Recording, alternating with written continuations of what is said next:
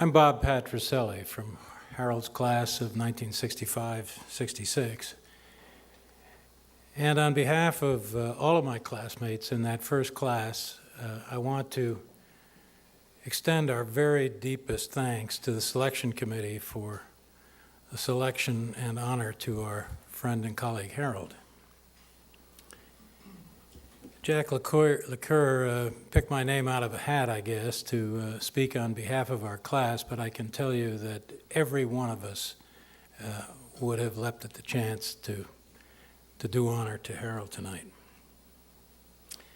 Let me go back to the beginning for just a moment. Unbelievably, 44 years ago,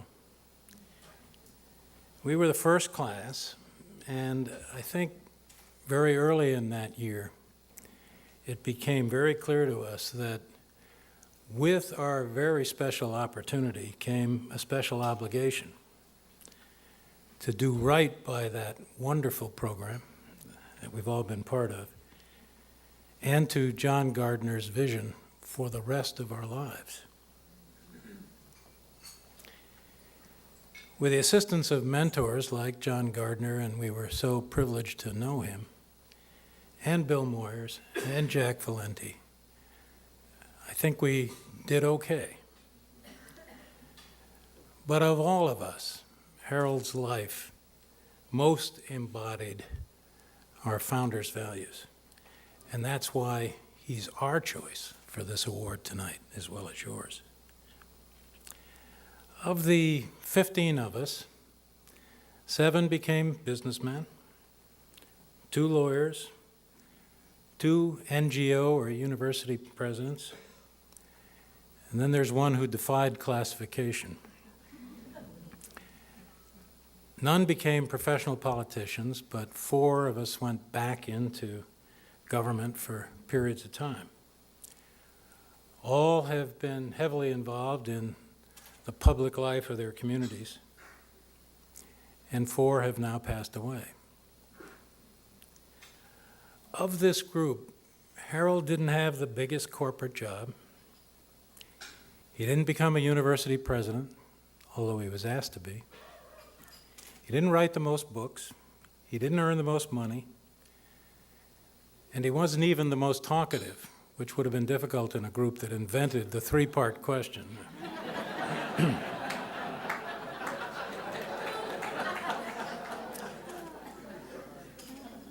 But put very simply, Harold was the best of us.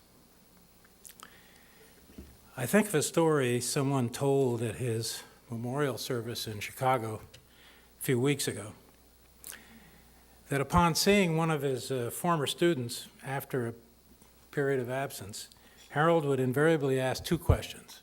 Of course, first, how are you? And secondly, what have you been doing to change the world? That was Harold.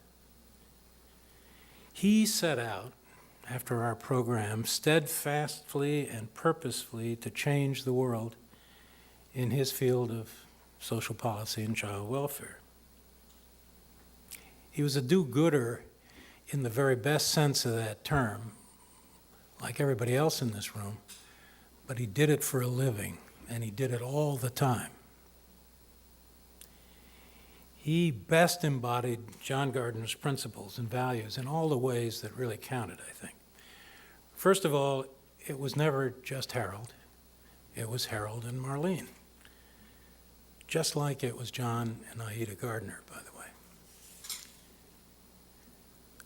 Like Gardner, he was a lifelong intellectual teacher and mentor, and he lived it. He and Marlene not only coached generations of University of Chicago students, but they gave up their comfortable home to become dorm parents and to raise their own children in that setting.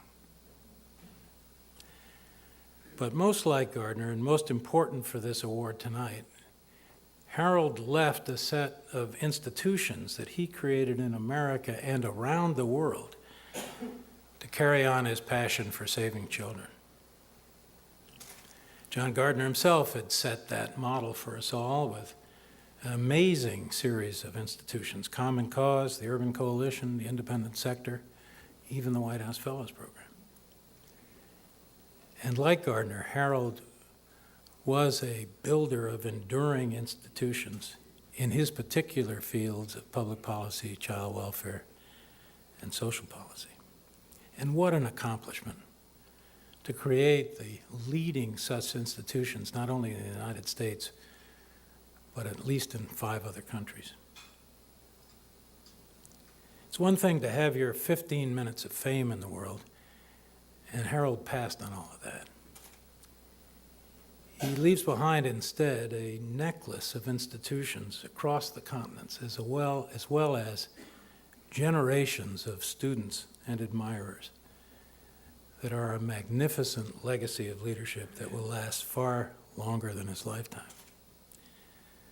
So we say tonight, thank you, Harold, and thanks to all of you for joining us tonight to honor our dear friend.